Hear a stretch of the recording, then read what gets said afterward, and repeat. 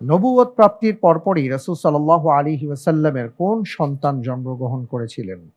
এ Fatima, B Abdullah, C Umme Kulsum, D Ibrahim.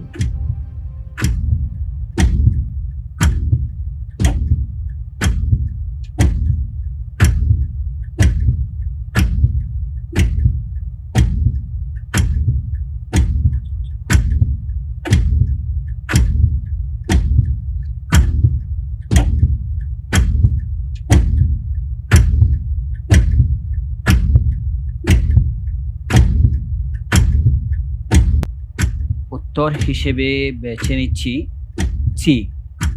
C lock করা হোক। Option C Umme Kulsum. আপনি কি এটা জেনে বুঝে উত্তর দিয়েছেন নাকি আগের না। বারের মতনই কিছুটা না, চিন্তা ভাবনা করে দিয়েছেন? চিন্তা ভাবনা করে দিয়েছি, যেমন হচ্ছে যে কি হযরত আয়েশা রাদিয়াল্লাহু তাআলা আনহা। খাদিজা রাদিয়াল্লাহু তাআলা আনহার সন্তান।